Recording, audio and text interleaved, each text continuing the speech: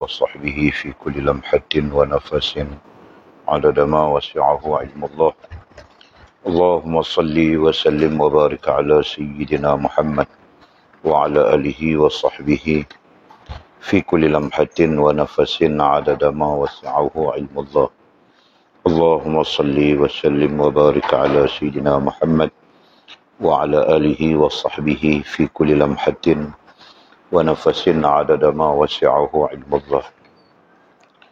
بسم الله ما شاء الله، بسم الله ما شاء الله، بسم الله ما شاء الله، وما لم يشاء لم يكن، لا حول ولا قوة إلا بالله العلي العظيم، لا حول ولا قوة إلا بالله العلي العظيم، لا حول ولا قوة إلا بالله العلي العظيم.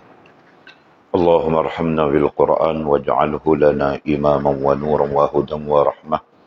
اللهم ذكرنا منه ما نسينا، علمنا منه ما جهلنا، وارزقنا تلاوته آناء الليل وأطراف النهار، واجعله لنا حجة يا رب العالمين.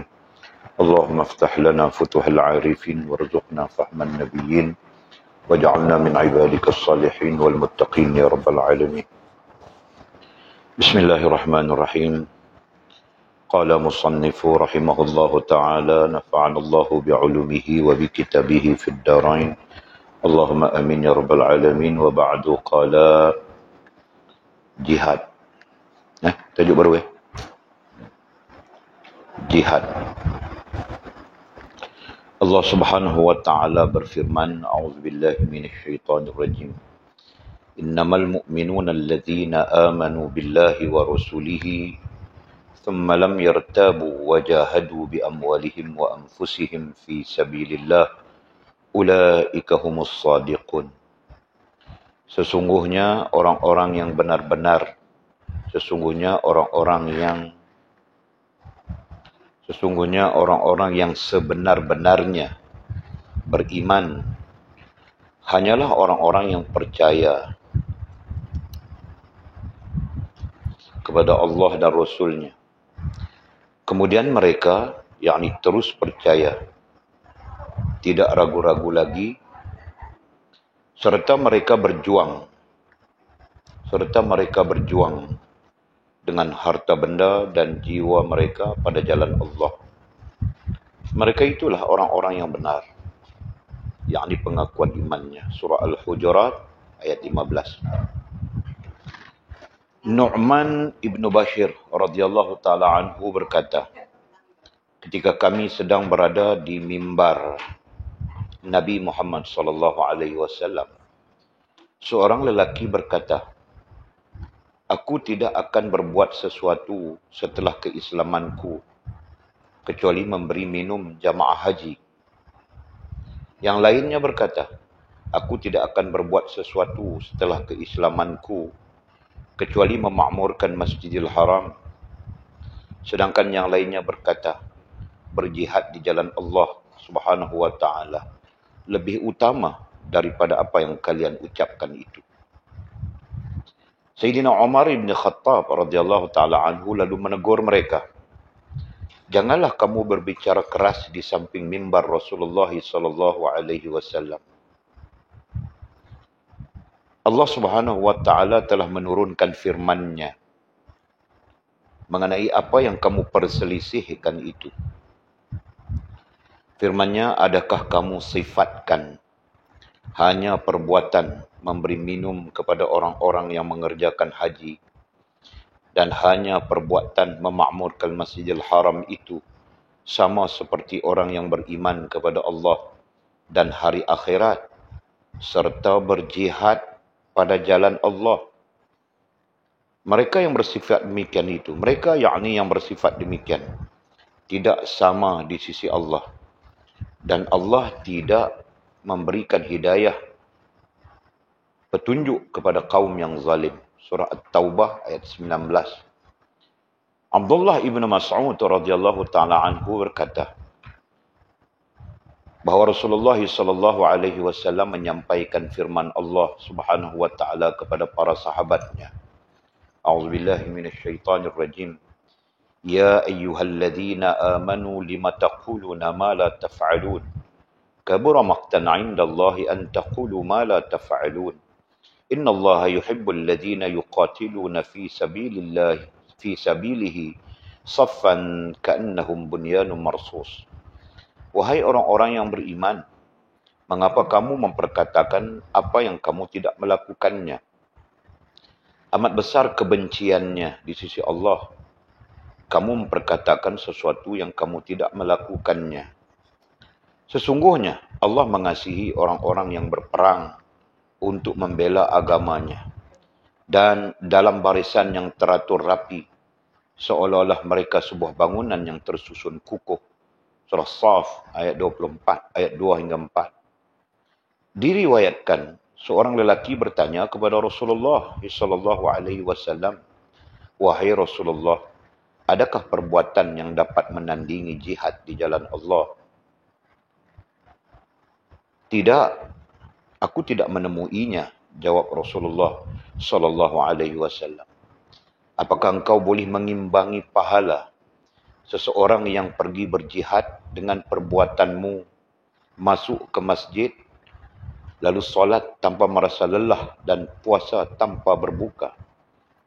Tidak seorang pun dapat melakukan hal itu, kata lelaki itu. Abu Hurairah radhiyallahu taala anhu berkata, bahawa seorang sahabat Rasulullah sallallahu alaihi wasallam berjalan melintasi sebuah tempat teduh yang memiliki sumber air jernih. Lalu ia berkata, alangkah nikmatnya jika aku dapat menjauhkan diri dari manusia, kemudian tinggal di tempat ini. Namun, aku tidak akan melakukannya sebelum meminta izin kepada Rasulullah sallallahu alaihi wasallam. Ia lantas menemui Rasulullah sallallahu alaihi wasallam dan mengutarakan keinginannya. Rasulullah sallallahu alaihi wasallam kemudian bersabda, jangan engkau lakukan hal itu. Kerana kedudukan orang yang berjihad di hadapan Allah Subhanahu wa taala lebih utama daripada salat di rumah selama 70 tahun. Tidakkah kamu menyukai jika Allah Subhanahu wa taala mengampuni kamu dan memasukkan kamu ke syurga? Oleh kerana itu, berperanglah di jalan Allah Subhanahu wa taala. Barang siapa terbunuh di jalan Allah Subhanahu wa taala, wajib baginya masuk syurga. Rasulullah sallallahu alaihi wasallam tidak mengizinkan sahabatnya untuk beruzlah, yakni menjauhi manusia. Padahal ia hanya bermaksud beribadah kepada Allah Subhanahu wa taala. Namun Rasulullah sallallahu alaihi wasallam memberi petunjuk kepadanya untuk berjihad. Oleh kerana itu, betapa tidak layaknya jika kita yang berlumuran dosa meninggalkan arena jihad. Rasulullah sallallahu alaihi wasallam bersabda bahawa orang yang berjihad di jalan Allah Subhanahu wa taala adalah seperti orang yang berpuasa, melakukan salat yang khusyuk, rukuk dan sujud. Barang siapa yang rela Islam sebagai agamanya dan Muhammad sebagai rasulnya, ia wajib masuk syurga. Abu Sa'id Al-Khudri radhiyallahu taala anhu sangat gembira mendengar hal ini. Lalu ia berkata, ya Rasulullah, ulangi sekali lagi ucapan anda itu. Rasulullah sallallahu alaihi wasallam kemudian mengulanginya dan menambah bahawa Allah Subhanahu wa taala akan meninggikan darjat seorang hamba hingga 100 darjat. Jarak setiap darjat adalah sejauh langit dan bumi. Amalan apakah yang dapat meninggikan darjat setinggi itu? Tanya Abu Sa'id Al-Khudri. Berjihad di jalan Allah Subhanahu wa taala, jawab Rasulullah sallallahu alaihi wasallam. Dan kata musannif, amanat. Sikit saja tajuk jihad. Okey. Pertama kita bincang dulu apa itu jihad. Okey. Nah, jadi dalam definisi-definisi yang pernah kita bincangkan, pernah kita sebut, jihad adalah bersungguh-sungguh, ya, Ini definisi ilmiah ini. Jihad, kataan jihad ya, Jihad. Ini daripada bahasa Arabnya jahada. Jahada, yujahidu, jihadan. Sampai di sini kataan jihad ya, karena dia baca dengan kaedah Arab jadi bacanya jihadan. Jahada yujahidu jihadan mujahadatan. Jadi kemudian disebut perkataan jihad. Nah, jihad itu apa? Perkataan bagi memaknakan jihad itu pertamanya adalah bersungguh-sungguh. Ya. Ada yang memaknakan bersungguh-sungguh itu dengan benar-benar. Ya. Ada yang menerjemahkan lagi jihad itu dengan benar-benar nanti benar-benar masuk di dalamnya nanti pasti, ya, dan sebagainya. Okey. Ada yang menafsirkan perkataan jihad itu dengan upaya. Ini sebelah kita ya, kebanyakan sebelah kita menerjemahkan dengan upaya, ya, melakukan ataupun melaksanakan hak-hak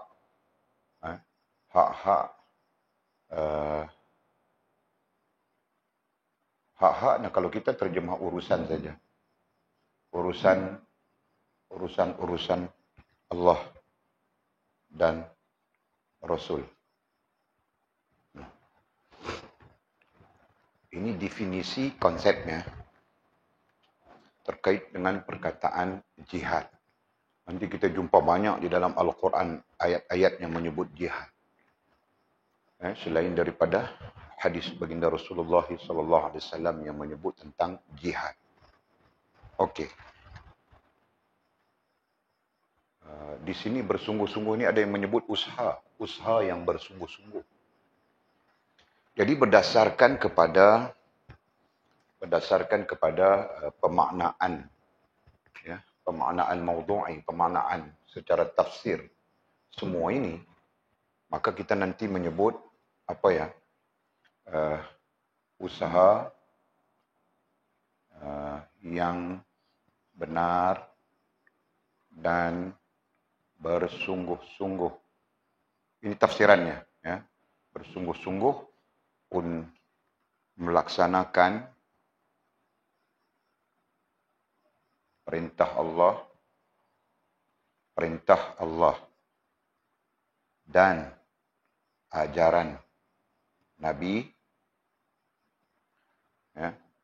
Usaha yang benar dan sungguh-sungguh melaksanakan perintah Allah dan ajaran Nabi untuk mencapai, nah kalau istilah kita sempurna hubungan dan sebagainya ya. Nah, istilah di sini redha Allah Subhanahu wa taala.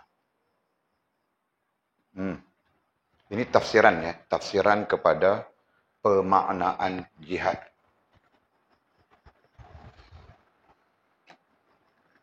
Jadi nanti kalau keluar soalan di sana bentuknya macam mana. Nah, tidak kira bentuknya macam mana, asalkan diajar oleh Allah, diajar oleh Nabi, dan kita melakukannya secara bersungguh-sungguh. Nah, itu jihad.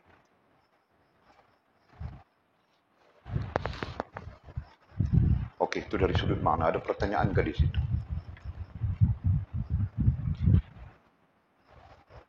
Nah, kita melakukan apa ya? Kita bersungguh-sungguh untuk apa? Untuk menghidupkan pondok kita, pusat pengajian kita. Kita merancang, kita begitu, kita begini. Nah, itu adalah jihad. Ya, kerana tersabit dengan perintah Allah, tersabit dengan ajaran baginda Rasulullah SAW. Nah, dari sudut pemaknaannya, bersungguh-sungguh, ya kan, kita pakai di sana. Benar-benar atau pasti, nah kita pakai juga. Ya kan? upaya melakukan hak-hak, yakni urusan-urusan Allah dan Rasul. Nah, ada di sana semuanya. Jadi, ini adalah pemaknaan, ini adalah tafsiran ya, terhadap istilahnya jihad. Nah, kebetulan kita baru selesai saja membincangkan tentang amru bil ma'ruf wan nahyu 'anil munkar. Betul? Nah, sedang amru bil ma'ruf wan nahyu 'anil munkar itu pada hakikatnya menyeluruh, sudah. Apa yang diajar oleh Allah, apa yang diajar oleh Rasulullah sallallahu alaihi wasallam. Jelas ya? Ada pertanyaankah? Ini makna-makna ini lazim saja ditanya nanti ketika milih jadi ustaz, mengajar di tengah orang, dan nanti lazim saja ditanya dengan perkataan-perkataan ini. Okey? Nah, kalau tidak jadi ustaz pun, nah kita tahu kan, kita ajak saja orang, marilah kita berjihad kepada Allah. Nah, apa artinya? Kita menyuruh kepada ma'ruf, mencegah mungkar, itu adalah jihad. Ya. Cuma sifatnya adalah bersungguh-sungguh, bukan main-main. Sifatnya adalah benar, ya, adalah pasti, bukan hangat-hangat tai ayam misalnya orang bilang begitu kan. Nah, sifatnya adalah tindakan secara fizikal, bukan kau asyik berangan-rangan. Nah, itu. Boleh fahamkah? Nah, jadi langsung tidak langsung di sini semuanya. Sifatnya bersungguh-sungguh ketika kita menjalankan, melakukannya. Sifatnya benar-benar dan pasti. Ya. Bukan apa tadi kita sebut hangat-hangat tai ayam. Kemudian, upaya melakukan. Upaya itu menggambarkan jasmaniah kita. Jadi kita melakukannya, melaksanakannya dengan betul, dengan benar. Dengan tujuan yang betul, tujuan yang benar. Itu. Jelas ya? Nah, ulang lagi sekali, ada pertanyaan ke dari sudut itu? Karena kita bukan selalu bercakap tentang jihad. Kalau kita bercakap pun umum saja. Nah, ini kita khusus sudah. Pemaknaan dan tafsirannya. Jadi saya seorang isteri, duduk di rumah saja. Macam mana saya mau berjihad? Nah, kau duduk di rumah, kau bersungguh-sungguh mentaati suamimu, kau bersungguh-sungguh mentaati Allah, Rasul dan suamimu, dan kau menjalankan perintah Allah, ya, ajaran Rasul dengan bersungguh-sungguh, nah itu adalah jihad. Ya, jadi dalam arti kata yang lain, nah jihad ini umum. Ya, sifatnya itu yang perlu yang perlu diperhatikan, yang perlu dipahami. Dengan sifatnya itu. Nah, sifatnya kita sebut sudah di belakang. Itulah sifatnya. Mana tahu nanti Jul pulang-pulang menikah, nah dia pun nanti mau buka pengajian dia Al-Quran, pengajian Al-Quran atau apa. Nah, bersungguh-sungguhnya itu. Ya. Benar-benarnya itu. Upayanya yang apa? Yang kita sebut tadi secara jasmaniah itu. Nah, itulah jihad. Jelas? Jelas, Midi? Kau paham, Lina? Mimi? Nah, kau paham apa, Mimi? Nah, jihad itu apa? Nah, kau mau cakap pun tidak tahu, Mimi. Macam mana kau mau jadi ustazah? Nanti ngaji lagi, Mimi. Ya, supaya tahu mau cakap macam mana. Mau cakap pun tidak tahu. Kau betul. Jihad itu apa? Terus kau baca kasih habis. Aku tulis sudah di sana.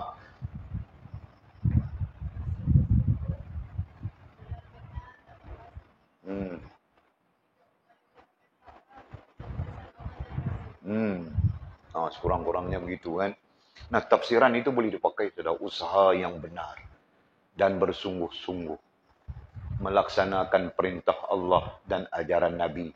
Jangan laksanakan perintah Allah tidak mengikut ajaran Nabi ya. Nah, itu tidak dimaksudkan dengan jihad, batal sudah. Ya, melaksanakan perintah Allah dan ajaran Nabi. Jadi terangkul di situ semuanya.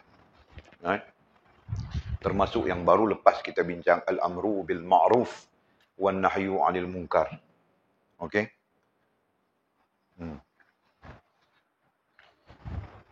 Cuma nanti Yang membezakan jihad dengan tidak jihad adalah bersungguh-sungguh, adalah benar, adalah upaya melakukan. Kalau kau tidak ada upaya, kau tidak upaya melakukan, mengupayakannya, melakukannya, berarti kau angan-angan saja, begitu. Angan-angan mau begitu, angan-angan mau buat ini, angan-angan mau buat itu. Nah, angan-angan tidak termasuk jihad. Jelas ya? Nah, jadi jihad itu nanti terkait dengan tindakanmu. Nah, ini tentang tindakan. Melakukan, nah itu tentang tindakan. Jadi kita ada tindakan kita. Ya. Walid angan-angan mau buka satu pondok pengajian ini agak lama juga. Nah, sampai terakhir Walid pergi ke umrah. Ya, Walid ambil masa berapa hari aku duduk di dalam Masjidil Haram saja, tidak keluar, tahu tak? Sampai orang marah ambil wuduk dengan air Zam-Zam. Kalau datang tidak tahu siapa dia, marah-marah saja. Ini air Zam-Zam orang buat minum. Hadza lisyarab. Laisa lilwudu. Katanya, ini air untuk minum bukan untuk wuduk. Kalau kau mau wuduk, kau keluar di luar sana. Idza fil kharij. Marah dia. Nah, padahal Walid ambil wuduk, air banyak ini pun tidak sampai, Pak. Kan? Jadi Walid tidak keluar daripada Masjidil Haram. Munajat saja, ya Allah, bolehkah aku ini buka sebuah pusat pengajian pondok begini. Mau dijadikan cerita, hujan turun. Walid pun cepat-cepat masuk dalam saf tawaf, masuk di bawah pancur emas yang hujan turun. Basah kuyup Walid. Nah, di situlah boleh berdoa. Orang bilang berdoa ketika itu mubarakah dan sebagainya. Nah, Walid pun doa, ya Allah, aku mau buka sebuah pusat pengajian begini. Dengan izin Allah, pulang-pulang hilang semua pikiran lain, buka pondok. Kan? Nah, itulah cerita. Jadi, kalau mau cakap tentang jihad, sungguh-sungguh sudah itu kan. Nah, pada sisi Walid, sungguh-sungguh berdoa, minta munajat pada Allah Subhanahu Wa Taala. Orang bilang bukan senang mau buka pondok, betul. Bukan senang, bukan soal pengajiannya saja, bukan soal ilmunya saja. Nah, mau menghadapi macam-macam ragam. Buka pondok ini pun satu hal, betul kan rantau? Nah, rantau mengalami macam-macam, sudah jin ajak menikah lah, itulah, inilah, semua dialami sudah oleh dia. Kalau dia mengalami, Walid tidak mengalami, katanya Mama Mubah. Berapa banyak yang ajak aku menikah? Comel-comel saja. Ya kan? Masya Allah, ya Allah. Nah, akhirnya sampailah terbina sebuah pusat pengajian ala kita kan. Nah, cukup memadai ala kita. Kalau mau buat ada lift, ada sky lift dari sini pulang ke dom. Nah, itu bukan cerita sudah. Bukan jihad sudah. Itu jahat namanya, tahu tak? Jadi kita begitulah keadaannya. Kurang-kurangnya kita katakan. Nah, mudah-mudahan Allah pun terima ini sebagai jihad kita semua. Okay? Terkait nanti aku menuntut ilmu, apakah itu jihad? Ya kan? Selama mana kau usaha yang benar dan bersungguh-sungguh melaksanakan perintah Allah. Karena dalam hal ilmu itu ada perintah Allah. Dalam hal ilmu ada ajaran Nabi SAW. Betul? Nah, selama itu untuk mencapai redha Allah, niatmu, tujuanmu, nah itu adalah jihad. Jelas ya? Paham, Jul? Nah, kau sedang berjihad, Jul. Jangan campur jihad itu dengan jahat itu saja. Kau pun serupa, Mizi pun serupa. Sedang berjihad sebenarnya. Jadi jangan campur, Mizi. Nanti kau campur dengan tetarik, apa itu? Tetarik menonggeng. Tetarik mengigau, tetarik apa, kau campur-campur semua. Nah, itu kau merugikan, ya. Merugikan kita. Sampai-sampai ada hadis-hadis nantinya mendukung orang yang mati dalam keadaan berjihad. Hadisnya ya, mati dalam keadaan berjihad maka dia mati syahid. Betul?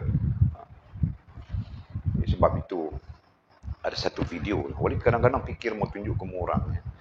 Ada satu video seorang syekh di Syria, ya, dia menceritakan tentang kematian muridnya. Dia ada seorang murid, ya kan? Nah, muridnya itu meninggal. Ketika muridnya mau dimasukkan ke dalam lahat, tiba-tiba lahat itu terbuka luas. Nampak saja di sana, ya kan? Satu taman yang sangat indah. Ada videonya. Dia menceritakan, syekh itu menceritakan. Dan yang menurunkan jenazah muridnya itu adalah muridnya juga. Mereka yang menceritakan kepadanya. Okey? Ya, dia pun masuk dan keadaan apa ya? Keadaan orang yang meninggal itu adalah muridnya yang sedang belajar, tahukah? Nah, sebulan kemudian meninggal si seseorang. Nah, keadaannya sama saja. Apabila dikebumikan, nah, keadaannya sama saja. Yang tadi muridnya, yang seorang lagi itu tidak diketahui. Siapa? Hanya saja karena madrasah mereka di tepi kuburan. Mereka membantu itu kan. Nah, mereka melihatnya. Keadaan sama saja. Lalu dicari. Siapa orang yang kedua ini? Nah, rupa-rupanya orang yang kedua itulah abangnya kepada si murid syekh yang meninggal itu. Faham tak?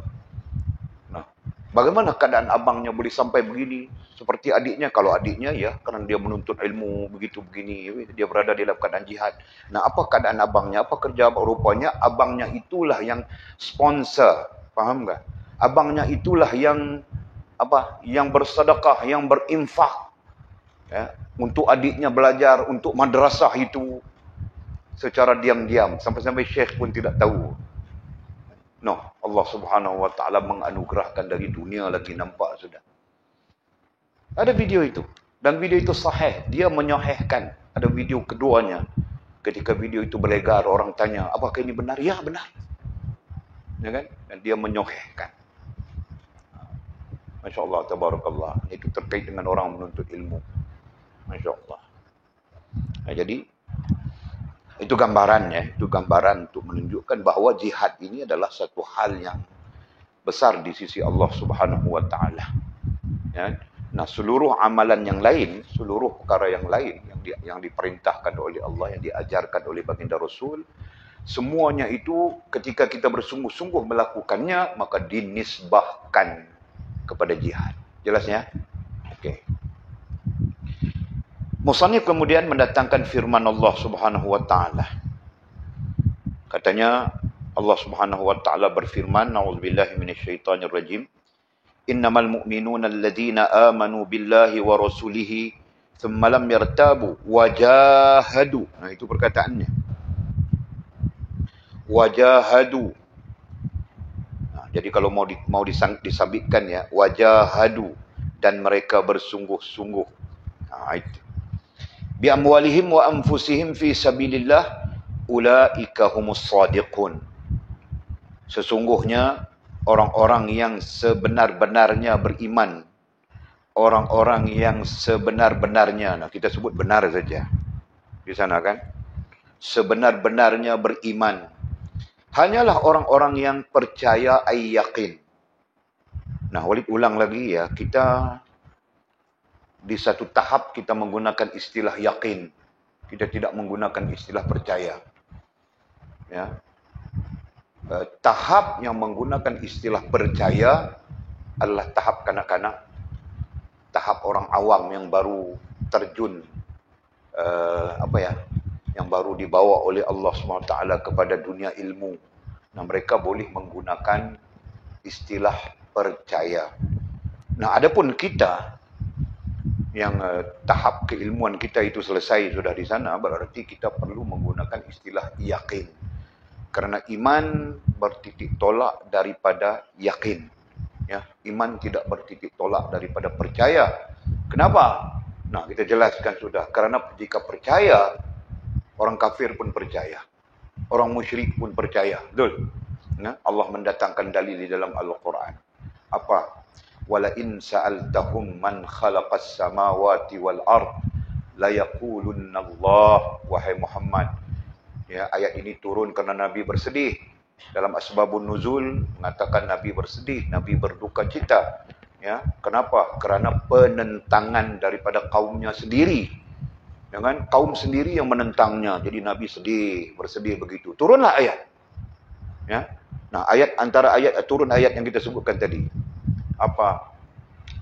Wala in sa'altahum man khalaqas samawati wal ard la yaquluna Allah. Wahai Muhammad, jika engkau bertanya kepada musyrikin, orang-orang yang menentangmu, itu musyrikin kan? Orang-orang yang menentangmu, siapakah yang menjadikan langit dan bumi? Siapakah yang menjadikan langit dan bumi? La yaqulunna Allah. Nescaya mereka akan berkata, Allah lah yang menjadikan langit dan bumi. Nah, ayat ini mau menunjukkan kepada Nabi yang mereka itu sebenarnya bukan tidak yakin, bukan bukan tidak tahu, tetapi bodoh, ya, jahil. Nah itu. Ya, ayat itu langsung memberitahu Nabi yang sebenarnya mereka jahil, ya kan? Yang sebenarnya mereka mungkin sombong, yang sebenarnya mereka mungkin ada kepentingan-kepentingan lain. Nah, memberitahu Nabi SAW. Jadi Nabi pun faham, oh kalau begitu tahu sudah mereka, gitu kan? Cuma mereka jahil saja. Jadi tidak perlulah nantinya Nabi mau kecewa dan sebagainya, paham nggak? Nah itu.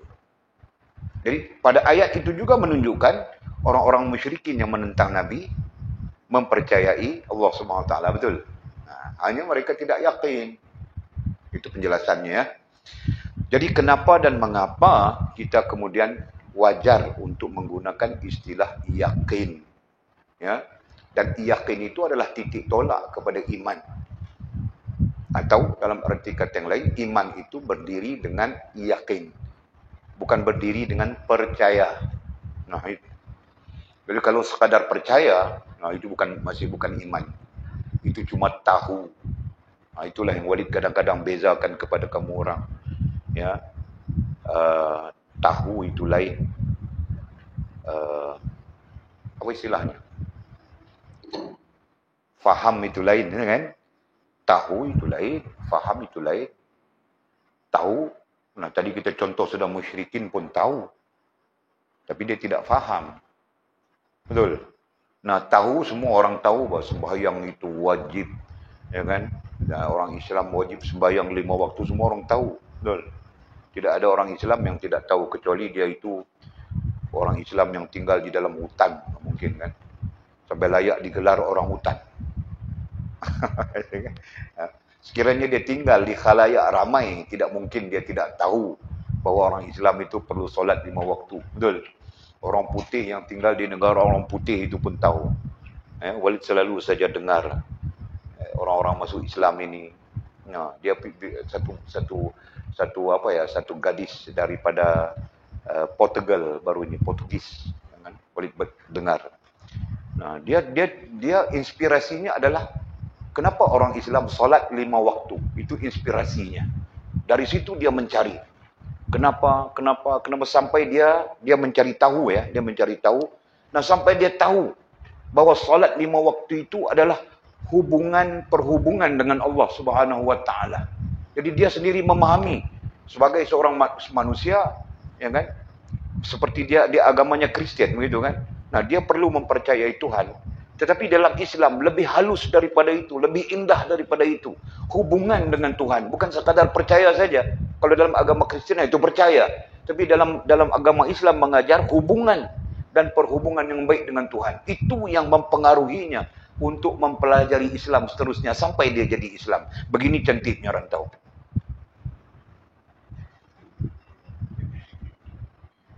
Nah, aku bilang kau saja, aku tidak boleh sudah, tahu kan, gigi pun mau lurus sudah semua. Mamamu pun selalu cakap tua sudah. Jadi aku pun sedar diri sudah sekarang. Nah, kau boleh. Kau mau sibuk-sibuk kamu kabut apa, Jul? Tinggalkan saja si jenap-jenap itu. Wah, kau ni. Pak Mizi? Nah, biar Mizi seorang sudah, Pak. Kita pergi cari sana. Jul? Nah, itu ya, boleh bercerita itu supaya kita melihat dari sudut pemaknaan percaya dengan yakin. Ya, nah dari sudut itu. Nah, mungkin saja ketika kita berada di tengah-tengah orang ramai, mereka menggunakan istilah percaya. Betul? Ya kan? Kita keluar, kita berada di tengah orang ramai, dan mereka menggunakan istilah percaya. Nah, itu sesuai bagi mereka. Karena mereka awam, mungkin saja hantu, ya kan? Awam pun tidak, jahil murakab saja. Misalnya, ya kan? Karena orang awam itu adalah orang yang sudah terlibat dia dengan ilmu. Sedar dia perlu kepada ilmu dan sebagainya, baru dikategorikan sebagai awam. Paham betul? Nah, kalau langsung tidak sedar, kira pasar malam saja, malam-malam kira pasar malam. Malam-malam kira mau pergi cari lampu yang terang gelap itu. Kan? Malam saja kira mau, itu bukan awam, itu jahil murakkab dipanggil. Jelas Mimi? Ya, jadi bila kita berhimpun dengan orang awam, nah kita akan berdepan dengan istilah mereka adalah percaya, gitu. Ya. Nah, sedang kita tidak sesuai lagi istilah percaya. Ingat ya. Nah, istilah kita apa Mimi? Yakin. Karena itulah titik tolak daripada beriman. Yang kita simpulkan, iman berdiri dengan yakin, bukan dengan percaya. Oke? Nah, terus. Jadi terjemahan kita terus berubah ya. Sesungguhnya orang-orang yang sebenar-benarnya beriman hanyalah orang-orang yang yakin. Begitu. Kepada Allah dan Rasulnya. Yakin kepada Allah dan Rasul. Nah, kita pun dalam maudhu' ataupun tafsiran kita. Nah, kita sebut sudah ya. Perintah Allah dan ajaran Nabi. Nah, artinya meyakini Allah dan meyakini Nabi. Oke? Terus. Kemudian, nah setelah mereka meyakini Allah dan Rasul, gitu kan? Mereka yakni terus yakin. Jadi perkataan percaya itu ditukar. Bukan ditukar, artinya kan, ya. Mereka terus percaya, yakin, kita pakai yakin. Mereka terus yakin dengan, kemudian setelah mereka meyakini Allah dan Rasul, kemudian mereka terus yakin, ya, yakni tidak ragu-ragu lagi. Terus yakin itu dengan makna tidak ragu-ragu lagi. Nah, ragu-ragu itu dalam bahasa Arab dipanggil syak, betul. Nah, syak itu memusnahkan ataupun menolak yakin. Ya, jelas ya? Okey. Serta mereka berjuang. Itu. Dan mereka tidak ragu-ragu, berarti mereka yakin dengan sebenar-benarnya. Serta mereka berjuang. Serta mereka berjuang. Itu perkataan berjuang itu terjemahan daripada jahadu. Jahada, yujahidu. Itu perkataan. Ya. Mereka berjuang. Yang kita sebutkan tadi sifatnya berjuang. Sifatnya itu bersungguh-sungguh. Benar. Dan upaya melakukan. Okey. Mereka berjuang dengan harta benda. Harta benda, Allah menyebut harta benda dulu dalam tafsiran. Dibincangkan kenapa Allah menyebut harta benda dulu, tidak jiwa raga dulu. Kerana manusia sangat lemah dengan harta benda. Ya. Jadi para ulama membincangkan kenapa Allah menyebut harta benda. Nah, satu sisi, nah itu urusan Allah, dia menyebut harta benda ke, dia menyebut apakah itu hak Allah kan. Tapi sisi perbincangan ilmiah, mereka mengungkapkan, para ulama mengungkapkan, ya. Kerana apa? Kerana harta benda ini sesuatu yang mempengaruhi, yang berpengaruh dan mempengaruhi manusia sampai-sampai manusia itu jadi payah dalam urusan-urusan Allah Subhanahu wa taala. Faham tak? Faham tak Mizi? No. Betul lah. Dengan harta benda ini manusia boleh jadi payah dengan urusan-urusan Allah. Berbanding jiwa raga, berbanding dirinya. Dengan kalau dalam ayat lain dia tidak menyebut harta benda saja, disebut harta benda dan anak pinak. Nah, itu pun anak pinak pun boleh menjadikan kita payah juga, ya, dalam menjalankan urusan Allah Subhanahu wa taala. Dengan sebagai contoh, mau sedekah saja nanti kita fikir anak kita nanti kalau sedekah anak kita nanti tidak ada mau makan, kita fikir gitu. Ya kan? Itu tentang harta benda dan anak pinak. Jadi di sini ayat ini mendatangkan perkataan harta benda saja, bi amwalihim. Amwal, nah itu harta benda.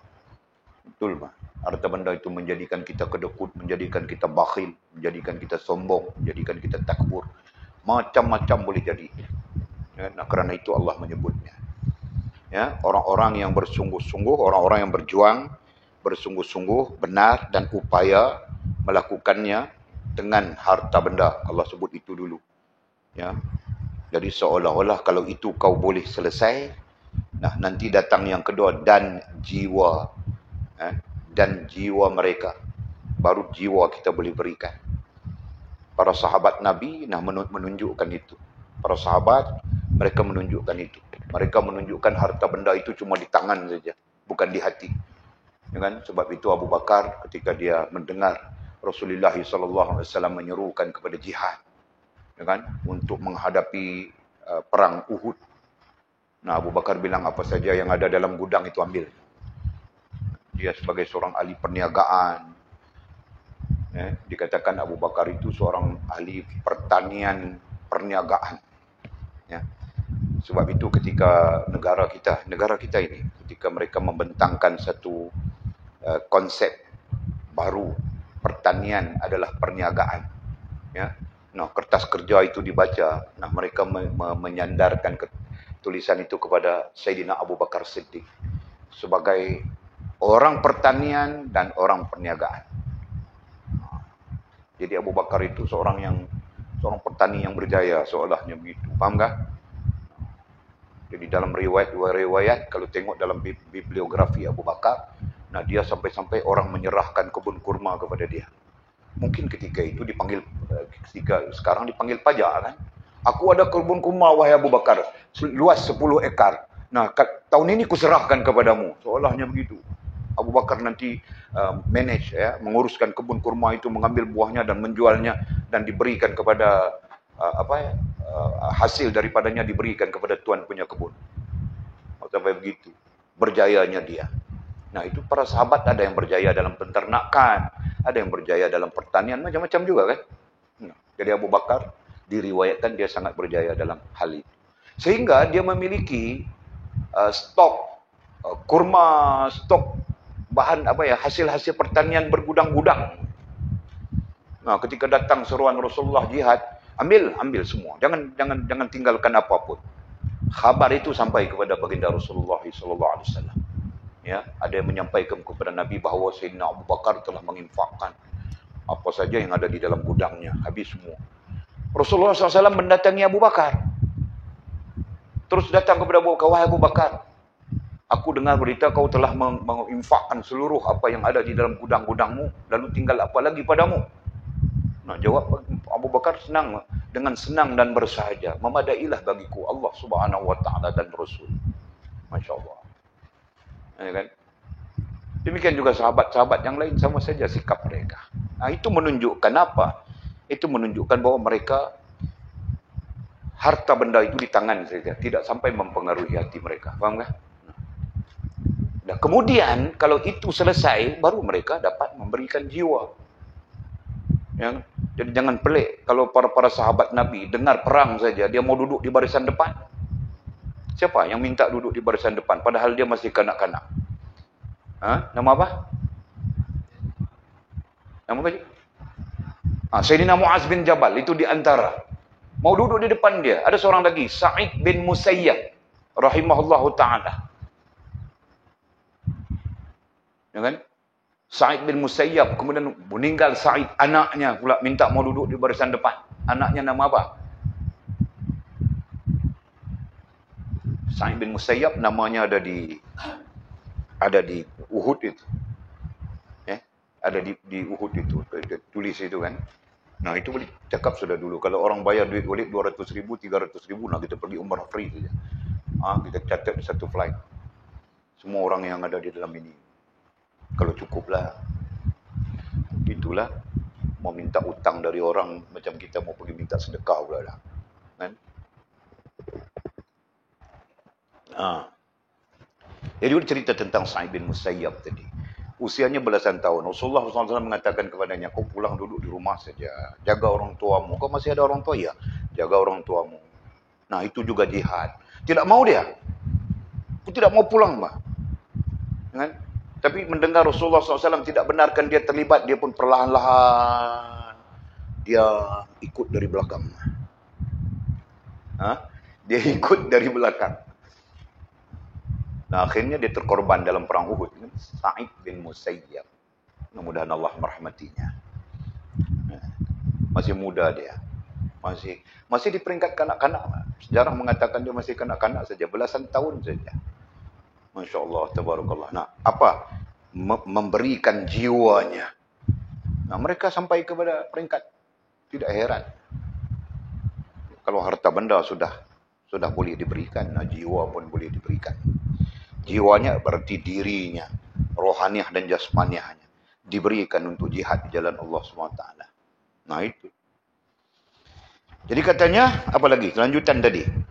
Mereka yakin dengan Allah dan Rasul, kemudian mereka tidak ragu-ragu, ya, serta mereka berjuang, ya, mereka berjihad di jalan Allah SWT dengan harta benda dan jiwa mereka pada jalan Allah. Di jalan Allah itu kita sebut sudah terbuka, ya, terbuka. Tapi yang paling besar adalah berperang untuk meletakkan kalimah Allah di tempat yang tinggi. Li'ala kalimatullahi hiyal uliya, disebut dalam hadis begitu. Itu paling tinggi. Ya, kerana di sana apa? Di sana menuntut pengorbanan jiwa, diri, harta benda, gitu kan? Nah, terhimpun sekali semuanya di sana. Nah, adapun sisi lain yang kita sebutkan tadi sudah, jihad itu menyeluruh. Menuntut ilmu adalah jihad, ya kan? Asal saja kita menepati sifat-sifat yang kita sebutkan. Ada 3 sifat di bawah perkataan jihad kita tulis sudah tadi. Okey. Mereka itulah orang-orang yang benar. Ya. Ulaika humus sadiqun. Mereka itulah. Siapa mereka itu? Orang yang beriman kepada Allah, kepada Rasul. Orang yang tidak ragu-ragu. Ya. Serta mereka berjuang, berjihad di jalan Allah SWT dengan harta benda dan jiwa mereka. Nah, mereka itulah orang-orang yang benar. Ya, ini sebagai apa? Kalau melihat tafsir, ayat ini sebagai ayat Allah membenarkan orang-orang yang berjihad pada jalannya. Ya, jadi terutama para sahabat Nabi radhiyallahu anhum ajma'in. Kemudian katanya, yakni pengakuan imannya. Berarti imannya itu betul. Ya kan? Masya Allah, tabarakallah. Mudah-mudahan Allah golongan kita juga sebagai orang yang imannya benar, iman yang betul. Ya kan? Nah, kita pun berjihad juga bukan senang ini. Mizi mau habis 4 tahun. Nah, kalau tidak tahu dia sampai kurus mah, Mizi. Mau habis 4 tahun saja mengaji. Makan tidak lalu, tidur tidak lena. Mengantuk saja siang-siang mengaji. Ya kan? Nah, semuanya kerana apa? Kerana jihad kan, Mizi kan? Nah, kerana jihad. Nah, betul kan? Nah, Atul pun serupa. Sampai kurus, demam-demam. Ya kan? Berjihad untuk mengaji, mau habiskan 4 tahun ni. Allah, Masya Allah. Mudah-mudahan Allah kira itu semua. Amin ya Rabbal Alamin. Okey, jadi sekurang-kurangnya pemaknaan dasar, ya, tentang jihad jelas sudah bagi kita. Kiranya masih tidak faham, tanya, ya. Jangan kita jangan kita berpegang dengan pemaknaan yang kita tidak jelas. Nah, kemudian kata musannif Nu'man bin Bashir radhiyallahu taala anhu. Ini sahabat Nabi, Nu'man bin Bashir. Ketika kami sedang berada di mimbar Nabi Muhammad sallallahu alaihi wasallam, dia mengisahkan, dia menceritakan, ya, ketika kami di situ merujuk kepada banyak orang lain. Ada lagi sahabat-sahabat Nabi radhiyallahu anhum ajma'in berserta, ya. Sedang berada di mimbar Nabi Muhammad sallallahu alaihi wasallam. Ada yang menyebut mimbar Nabi, ada yang menyebut raudhah. Setelah Nabi mengatakan bahawa antara mimbar ini dengan rumahku adalah taman-taman syurga, adalah raudhatun min riyadil jannah. Nah, kemudian para sahabat menyebut raudhah. Ya, sampai sekarang istilahnya raudhah di situ. Betul kan? Sampai sekarang. Ya, disebut raudhah Nabi, raudhah Nabawi dan sebagainya. Nah, nanti orang berebut-rebut saja mau berada di situ. Berebut-rebut saja mau masuk, mau berada, mau solat di situ. Di raudhah itu. Nah, Walid pernah satu masa, Walid pergi umrah. Boleh tidur, bah. Bukan tidur, macam mana ya? Boleh duduk di situ, sandar di tiang kah, tidak sandar kah, berlama-lama gitu. Nah, Walid pernah duduk 3 jam, 4 jam di situ. Tapi sekarang tidak boleh sudah. Sekarang ini apa ya? Kau duduk sekejap saja nanti. Roh. Halaunya kita. Nah, dia perhati saja berapa lama palung itu. Palung itu sudah berapa lama. Lebih daripada 10 minit. Orang lain mau masuk pula. Sekarang. Kerana ramai orang. barangkali ya melakukan umrah. Jadi suasana pun berubah. Kalau dulu kita duduk saja berjam-jam, tidak ada hal. Raudhah yang Nabi katakan di situ adalah raudhah, itulah taman daripada taman syurga. Ya, Allah, Masya Allah. Nah sekarang kalau kamu orang pergi pun mungkin boleh duduk sekejap saja. Orang perempuan lagi tidak boleh lama kan? Di raudhah itu orang perempuan lagi tidak boleh lama. Sekejap saja dia dah halau sudah. Yang menjaganya itu halau. Jadi sebab itu orang pergi umrah dia nanti apa ya? Sekarang ni dia nanti atur timer. Time ini kita kena masuk. Lepas daripada time itu, kau payah sudah. Faham tak? Sekarang. Khususnya orang perempuan. Okey. Jadi, ketika kami, kata Nu'man bin Bashir, mewakili sahabat yang lainnya, sedang berada di mimbar Nabi Muhammad SAW. Nah, disebut mimbar di situ. Ya, ini berarti, hadis ini, riwayat ini berarti sebelum Nabi menyebut riyadah, Nabi menyebut raudhah itu. Okey. Nah, katanya seorang lelaki berkata di raudhah itu ya. Nah, raudhah itulah masjid Nabi. Pada hakikatnya raudhah itulah masjid Nabi. Nah, ini sebagai pembetulan kepada orang-orang yang mungkin tidak tahu masjid Nabi itu di mana. Mereka faham masjid Nabi itu luas sebesar itu, bukan. Raudhah itulah masjid Nabi. Nah, itu Walid selalu kasih gambaran supaya yang namanya murid Walid ni tahu saja. Selalu kasih gambaran. Ini sekarang. Betul? Di sini ada syarah, ada jalan. Ya, ada jalan. Jalan ini boleh pergi ke pasar kurma, terus lagi. Ya, kemudian ada jalan lagi. Nah, terusan aku pun tidak tahu mana perginya. Okey? Di sini Baqi', perkuburan Baqi', kubur ya. Kubur Baqi'. Okey. Jadi ini gelakaran saja. Di sini pintu orang mau ziarah makam Nabi, di sini Babus Salam, di sini namanya Babus Salam, di sini namanya Babul Baqi'. Betul kan, Cik? Di sini Babul Baqi' sebelah kiri, Babus Salam sebelah kanan. Jadi orang masuk dari sini, keluar daripada sini. Ketika Walid pergi, yang Walid cerita tadi, boleh nganga sampai berjam-jam di dalam ini. Nah, waktu itu kau mau masuk pintu ini kah? Kau mau masuk pintu itu kah? Kau punya pasal saja. Waktu itu. Ya. Tidak macam sekarang. Sekarang kau tidak boleh masuk pintu ini lagi. Kau masuk nanti dihalau saja. Kau kena masuk dari sini. Berarti kau berjalan, kalau kau ada di sini, kau kena berjalan ke sini, masuk dari sini. Sekarang. Kan? Okey. Nah, ini jalannya. Okey. Di sini bukan jalan, di sini pun orang solatnya dalam masjid sekarang. Nah, makam Nabi di sini. Ini kita andaikan ini makam Nabi gitu kan. Makam Nabi. Nah, di sini raudhahnya. Di sini apa? Di sini ada sikit sofah Nabi. Di sini Babul Fatimah. Itu hari Walid cerita tentang Bab Fatimah ya. Pintu Fatimah di sini ya. Pintu Fatimah. Kemudian di sini ada pintu masuknya ke rumah Rasulullah sallallahu alaihi wasallam. Nah, di sini disebut sebagai raudhah. Itu seolah-olah mimbar Nabi ada di sini.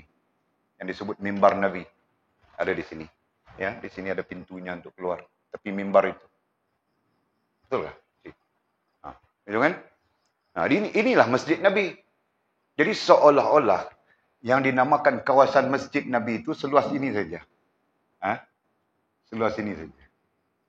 Kecil saja. Seolah-olah. Ya kan? Ini pun besar juga ini. Karena kita ambil daripada sufah. Padahal kalau tengok rapat saja, dekat saja. Okey? Nah, yang lain ini semua baru, ini tambahan, ini semua baru. Ya. Ini semua baru. Kemudian diisytiharkan sebagai masjid, nah boleh i'tikaf. Tapi hakikatnya di sini. Sinilah raudhahnya. Yang Nabi bilang, taman syurga itu ini. Okey? Nah, ini maklumat saja. Jadi boleh imajinasi. Sekalipun kita tidak pergi. Kan Mimi kan? Nah, boleh berimajinasi sudah. Imajinasi yang baik ini bagus. Jangan imajinasi abang Sado jual durian tidak pakai baju. Jangan. Itu wayanya putus sudah. Okey. Jadi saja ya Walid menceritakan kerana takhrij penceritaan daripada hadis ini ya. Okey. Jadi katanya seorang lelaki berkata ya, dalam himpunan Bashar, Nu'man bin Bashir ini berhimpun dengan ramai-ramai di dalam raudhah itu ya. Seorang lelaki berkata, aku tidak akan berbuat sesuatu setelah keislamanku. Berarti setelah aku jadi Islam ni, dia baru masuk Islam barangkali. Nah, dia mengatakan aku tidak akan buat apa-apa. Apapun aku tidak mau lakukan setelah aku masuk Islam. Mungkin sebelum dia masuk Islam itu dia toke dadah. Toke, macam-macam toke kan. Toke itu, toke ini mungkin. Jadi setelah dia masuk Islam, nah dia bilang dia tidak mau buat apa-apa lagi. Dia tinggalkan semua itu. Kecuali katanya, kecuali memberi minum jamaah haji. Nah, dia mau berkhidmat sebagai pemberi minum jamaah haji. Mungkin ketika itu mungkin Rasulullah SAW ya mau patah balik ke Makkah Mukarramah. Ada peristiwa Futuhul Makkiyah, peristiwa pembukaan Makkah, itu kan. Nah, dia barangkali mau menyertai jamaah itu. Nah, dia bilang dia mau memberi minum jamaah haji saja. Yang lain berkata, ada orang lain pula mengatakan, aku tidak akan berbuat sesuatu setelah keislamanku, kecuali memakmurkan Masjidil Haram. Ada yang bilang begitu, dia mau memakmurkan Masjidil Haram saja. Memakmurkan dalam arti kata menjaga. Kan? Memakmurkan itu bahasa Arab. Kalau bahasa kita apa memakmurkan? Menjaga. Kan? Menjaga Masjidil Haram. Ini berarti dia mungkin mau khidmat. Ambil wudu, membekalkan air wudu untuk orang enggak ya. Dalam riwayat Imam Syafi'i menceritakan ya bahawa dia ketika datang dia memberi khidmat untuk datang ke Makkahul Mukarramah itu. Dia pernah memberi khidmat menyediakan air wudu untuk jamaah haji. Nah, itu imam-imam kita besar itu ya, Imam Syafi'i, imam besar itu dia. Nah, dia pun pernah menjadi khadam menyediakan air untuk orang wudu saja. Ya kan? Masya-Allah, tabarakallah.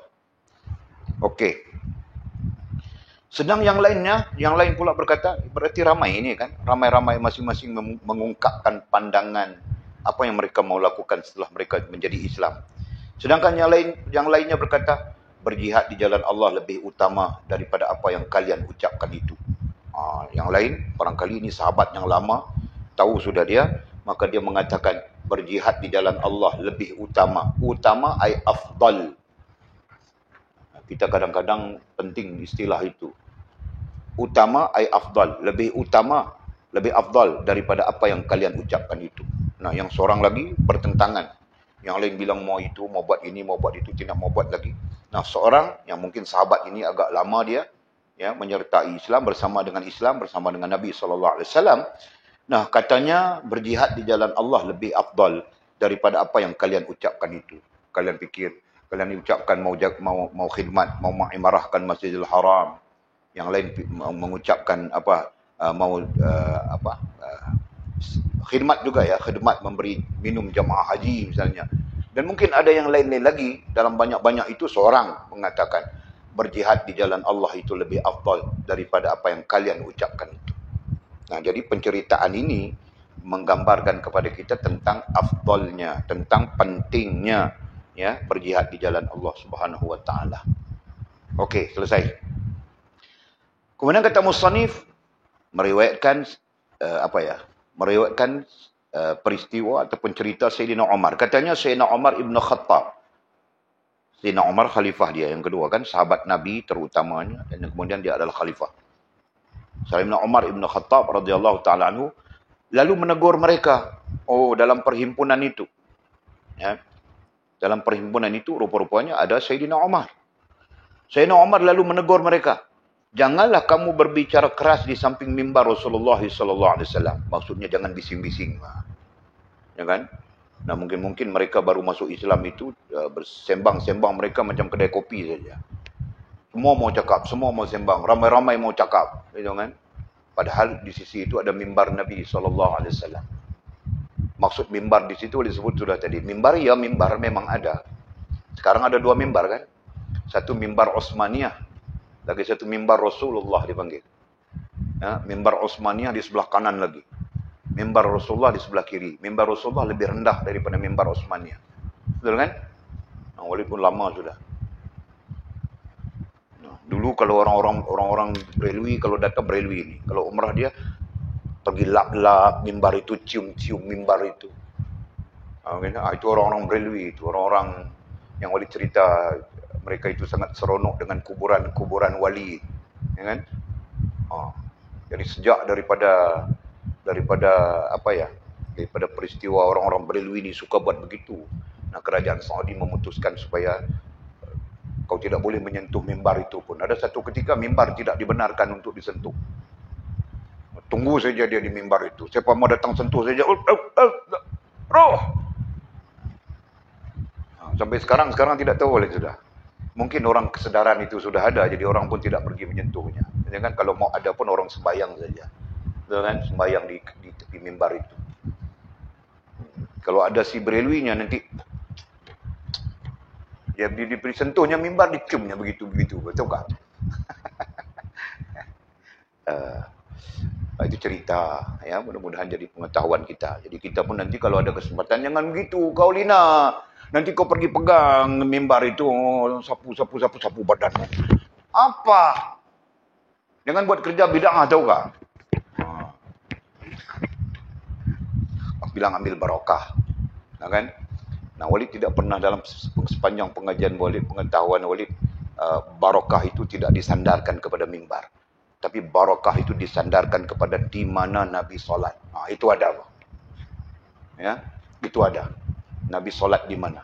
Bahkan sahabat-sahabat berebut saja untuk solat di tempat Nabi solat itu. Nah, untuk itu Walid berkesempatan 3 kali ke 4 kali solat di dalam mihrab. Ya, ada mihrab kecil di situ kan? Ada mihrab kecil, mihrab Nabi SAW. Jadi Walid berebut sampai di situ. Ada skillnya taukah? Tunggu, jangan solat lagi. Habis orang ni solat, dia bangun, masuk di situ. Tunggu, jangan solat lagi. Nah, kalau kau mau solat, sekejap mau solat, kau tidak dapat. Tunggu, kerana orang berebut-rebut mau mengambil tempat di mihrab itu. Ya kan? Nah, jadi Walid dapat di situ, nak aku sembahyang. Kadang-kadang cuba untuk buat lebih daripada 2 rakaat. Kelang kabut saja. Tahu tak? Karena kalau kita bangun, Allah. Kita tidak sempat, tidak akan dapat. Bangun, Allah. Terus begitu. Nah, itu pun Walid belajar daripada perangai orang Pakistan. Tengok saja macam mana dia boleh duduk di mihrab ini sampai 4 rakaat. Lalu rupanya perangainya macam itu. Walid pun buat perangai macam itu juga. Bangun macam mau keluar saja. Allah. Walid bangun. Dia bangun kan. Allah. Begitu. Baru boleh. Kerana polis-polis itu kita solat, dia tidak akan ganggu. Okay? Nah, kalau kau belum solat, itu dia tarik kau. Ini cerita. Mana tahu Jol nanti dia pulang-pulang dia dapat duit terpijak apa. Dia pun mau pergi umrah. Nah, bagus. Okey, itu cerita. Balik-balik kita cerita tentang Raudhah kerana ada hal yang seronok di situ, tahukah? Ada hal yang sangat menarik yang tidak boleh kita mau cerita macam mana, ya, kecuali pengalaman saja. Nah, pengalamannya apa? Pengalamannya suasana di situ sangat indah, sangat menenangkan, sangat membahagiakan. Nah, itu yang Walid terasa. Ya kan? Kita seperti dekat saja dengan baginda Rasulullah SAW. Ya kan? Memang dekat, baginda sebelah saja kan. Itu, okey. Jadi Sayyidina Umar pun mengatakan, janganlah kamu berbicara keras di samping mimbar Rasulullah SAW. Berarti di dalam Raudhah. Ya. Jangan kamu orang bising-bising. Kenapa mau bising-bising ini dalam Raudhah? Sayyidina Umar menegur itu. Allah Subhanahu Wa Taala telah menurunkan firman-Nya. Nah, berkaitan dengan hal yang kamu cakapkan tadi, kata Sayyidina Umar, Allah telah menurunkan firman-Nya. Berarti ada firman Allah Subhanahu Wa Taala yang barangkali para sahabat itu belum dengar. Ya, para muslimin yang baru masuk Islam, mereka belum dengar. Ya. Jadi kata Sayyidina Umar, Allah telah menurunkan firman-Nya mengenai apa yang kamu perselisihkan itu, yang kamu berbeza pendapat itu tadi, bumak-bumak, ya kan? Sebenarnya sudah ada firman Allah SWT. Nah, Sayyidina Umar pun membacakan firman Allah. Kita didatangkan maksud saja. Oh ada, kita didatangkan bukan maksud. Bahkan ada surahnya disebut ya. Kita didatangkan maksud daripada surahnya. Katanya, adakah kamu sifatkan, maksud ayat itu tadi. Surah At-Taubah ayat 19. Macam mana bunyi ayatnya Buya? Cik tengok. Surah At-Taubah ayat 19 katanya.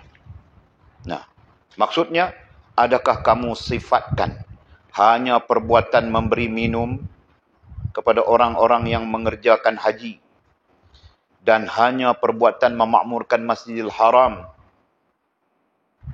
itu sama seperti orang yang beriman kepada Allah dan hari akhirat serta berjihad. Nah, ini teks kita. Serta berjihad pada jalan Allah. Jadi, Sayyidina Umar membacakan ayat yang sebenarnya telah turun. Ya kan? Jadi, pada ayat itu menyebut langsung tentang memberi minum kepada orang yang mengerjakan haji atau memakmurkan Masjidil Haram. Langsung itu. Ya. Sama seperti orang yang beriman kepada Allah dan hari akhirat. Nah, di sini disebut beriman kepada Allah dan hari akhirat serta berjihad. Nah, poin kita di situ ya. Serta berjihad pada jalan Allah dengan pemaknaan yang telah kita sebutkan. Kita berjihad pada jalan Allah. Mereka, yakni yang bersifat demikian, tidak sama di sisi Allah. Nah, orang yang memakmurkan Masjidil Haram, orang yang memberi minum, orang yang mengerjakan haji, ya, tidak sama. Ya, tidak sama dengan orang yang beriman kepada Allah dan hari akhirat serta berjihad, mereka tidak sama di sisi Allah. Ya, berarti orang yang berjihad itu ada kelebihannya. Ya, melampaui orang yang mau mengimarahkan Masjidil Haram, mau memberi minum orang haji, gitu kan? Nah, spesifik itu. Dan Allah tidak memberikan hidayah petunjuk kepada kaum yang zalim. Nah, ayat ini diakhiri dengan Allah tidak memberikan hidayah petunjuk, hidayah dalam kurungan ya, petunjuk itu dikurungkan. Nah, nanti kita keliru di antara apakah hidayah itu bukan petunjuk. Nah, hidayah itu terjemahannya adalah petunjuk. Hidayah yakni petunjuk kepada kaum yang zalim. Sampai-sampai para ulama tafsir mengatakan, sekiranya kita melihat sesuatu amalan sebagai contoh mengimarahkan masjid, termasuk Masjidil Haram disebut di sini, atau amalan memberi khidmat kepada orang yang mengerjakan haji, itu contohnya ya. Majasnya kalau dibawa ke kita berarti menjaga masjid, khidmat kepada masjid, ataupun memberi makan orang surah, itu lebih bagus daripada berjihad. Nah, itu dianggap sebagai satu bentuk kezaliman. Nah, itu di sisi ulama tafsir. Jadi seolah-olah jangan kita menzalimi hak Allah dan Rasul. Ya, bahawa jihad itu lebih besar, lebih luas, lebih afdal berbanding kita cuma berkhidmat kepada masjid, berbanding kita cuma memberi makan orang miskin. Itu maksudnya. Ya. Jelas ya? Nah, kadang-kadang orang kita begitu kan. Nah, dia memahami dia khidmat kepada masjid, sudahlah. Cukuplah. Jadi dia tidak peduli mau ada judi ke, mau ada minum arak ke, mau ada laga ayam ke, di tempat dia tidak peduli. Dia kira dia khidmat kepada masjid saja. Nah, ini sebahagian daripada pemahaman teks yang kita sebutkan tadi di sisi ulama tafsir, sebahagian daripada zalim. Zalim kepada Allah, zalim kepada Rasulullah sallallahu alaihi wasallam. Faham kan? Nah, jadi Mizi, kau pulang nanti jangan kau fikir mau jadi imam masjid saja. Nah, aku jadi imam masjid sudah, mau jadi apa dia punya pasal, orang lain mau jadi apa. Jangan. Ya, faham kah? Nah, mesti ada di sana jihad. Terkait apa nantinya? Mungkin terkait al-amru bil ma'ruf wa nahyu 'anil munkar. Kita bincang sudah sebelumnya kan? Nah, mungkin terkait itu. Nah, itu adalah bagian daripada jihad. Apabila disertai dengan sifat-sifat yang kita sebutkan. Betul? Faham betul? Nah, betul mungkin nanti jihadnya dia pun buka satu kelas mengaji Quran, kanak-kanak di situ, nah semua dia mengajar. Ya kan? Bukan Quran saja, nanti dia mengajar mereka mengenali iman, mengenali Islam, mengenali ihsan. Nah, mungkin begitu kan? Betul? Nah, aku mungkin saja, mana aku tahu nanti kau kawin menikah dengan Indon sana, kau pun pergi Indon sana. Mana aku tahu itu kan? Nah, kalau di Kalimantan itu bagusnya sungai-sungainya, banyak ikan, tahu tak? Kau pergi jadi nelayan, Atul. Mana tahu? Allah, Masya Allah, Tabarakallah. Nah, katanya surah At-Taubah ayat 19. Macam mana bunyinya? Aja'altum siqayatal hajj wa imaratal masjidil haram. Apa lagi lupa? Kaman amana billahi wal yaumil akhir wajahadu fillahi haqqa jihadih. Wajahada fi sabilillah la yastawuna indallah wallahu la yahdil qawmaz zalimin. Allah, Masya Allah, Tabarakallah. Sangat indah ayat Allah SWT. Ya. Jadi maksudnya itu. Boleh cuma sebut ayatnya saja, sekurang-kurangnya kamu orang dengar sudah. Aja'altum siqayatal hajji wa imaratal masjidil haram. Nah, terkait dengan ayat yang kita sebut, pemaknaan yang kita sebutkan tadi. Kaman amana billahi wal yaumil akhir. Ya kan? Wajahadu fi sabilillah. Wajahada fi sabilillah la yastawuna indallah. La yastawun, mereka tidak sama. Ya, mereka yang cuma berkhidmat di Masjidil Haram, cuma berkhidmat orang memberikan orang haji minum, tidak sama di sisi Allah SWT berbanding orang yang ada jihadnya. Gitu kan? Masya-Allah, tabarakallah. Jadi sebab itu kita langsung tidak langsung boleh sebut tadi di awal. Nah, ini adalah jihad. Kerja kita ini adalah jihad. Menuntut ilmu, mencari pengetahuan itu adalah jihad. Nanti kesungguhan kita apa? Nanti mau kita sampaikan kepada orang lain. Paham tak? Adalah jihad. Nah, itu termasuk nantinya kalau kita sandarkan kepada al-amru bil ma'ruf wal nahyu 'anil munkar, langsung terkait langsung, betul. Jangan kita jadi orang-orang yang zalim ya. Zalim terhadap hak Allah dan Rasul. Kita mau khidmat kepada masjid saja. Rantau pulang-pulang dia, aku mau duduk di rumah saja. Siapa mau belajar, datang bah kepada aku. Aku guru. Kau duduk saja di rumah tunggu orang datang rantau. Nah, itu zalim namanya. Ya. Faham tak? Faham tak? Okey. Terus kita. Mana kata musannif? 9.47 sudah. Sekejap saja. Baru kemudian kata musannif saja. Kenapa malam-malam ini rasa cepat sekarang ni? Kiamat sudah kah? Rasa cepat saja. Nah, sikit. Kemudian kata musannif, Abdullah ibnu Mas'ud radhiyallahu ta'ala anhu. Ini termasuk sahabat utama. Abdullah ibnu Mas'ud radhiyallahu ta'ala anhu berkata bahawa Rasulullah sallallahu alaihi wasallam menyampaikan firman Allah Subhanahu wa taala kepada para sahabatnya. Firman mana? Nah, firman ini. Surah Shaf ayat 24. A'udzubillahi minasyaitonir rajim. Ya ayyuhalladzina amanu lima taquluna ma la taf'alun. Shaf ayat 2 hingga 4. Kabura maqtan 'indallahi an taqulu ma la taf'alun. Innallaha yuhibbul ladzina yuqatiluna fi sabilihi saffan ka'annahum bunyanun marsus. Nah, ayat ini terkait dengan orang yang berjihad di jalan Allah dalam bentuk peperangan. Ya, yang kita sebutkan tadi, li'a'la kalimatillahi hiyal 'ulya. Yang tujuan mereka adalah untuk meninggikan hak Allah dan meletakkan hak Allah di tempat yang mulia. Ya kan? Jadi musannif barangkali mendatangkan riwayat ini untuk memahamkan ataupun untuk menjelaskan kepada kita bahawa jihad yang paling tinggi itu adalah, ya kan? Jihad yang paling tinggi berbanding semua yang lain kita sebutkan tadi adalah memberikan harta benda dan nyawa.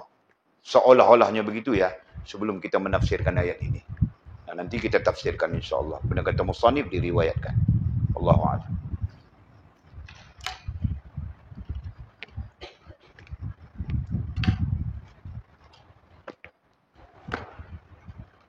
Okey, ada soalankah?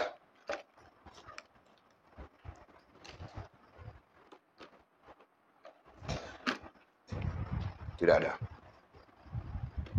Okey, jika tidak ada, sekali lagi dielankan besok pagi mengaji.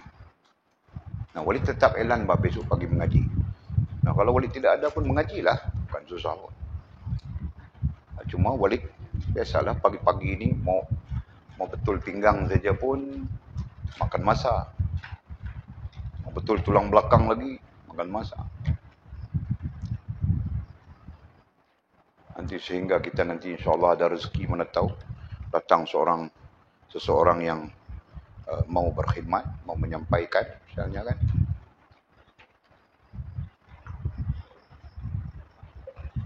Kalau mau panggil semua orang asyik tanya berapa gaji saja. Nah, walid di sini berapa tahun sudah tidak pernah aku fikir gaji kah, apakah, ya kan? Mau panggil orang dia tanya gaji. Ya, betul. Tapi tidak salah kan, dia bertanya gaji pun tidak salah karena keadaan menuntutnya begitu, betul kan? Nah, tinggal lagi kalau dia minta itu kita tidak mampu kasih, mau buat macam mana? Kan? Allahu a'lam. Jika tidak ada juga, nah walid seorang saja yang terkayuh sampai ke pelabuhan. Itu sastranya, ya kan? InsyaAllah, dengan izin Allah. Nanti Mizi dia pulang, dia pun ada cita-cita mau jadi ulama besar. Kau sambung belajar di mana-mana Mizi. Jangan kau pulang-pulang kau tidur di rumah, dapat awek baru saja, lingkup sudah habis. Nah, aku tahu kau tu. Kan Mizi? Nah, pulang belajar lagi. Belajar sampai alim, sampai kita boleh menghujahkan ya, dengan dalil, dengan istimbat yang betul. Bukan kau, Bajul pun serupa juga dia. Mana tahu pulang-pulang tengok si Jenab itu rupa-rupanya lagi bertambah cantik. Dia pun mengaji kemana sudah. Jul. Jenab Simpang 3 anak Pak Meon. Namanya, bukan Jenab, Jetun. Allah alam. Nah, ada soalan apa?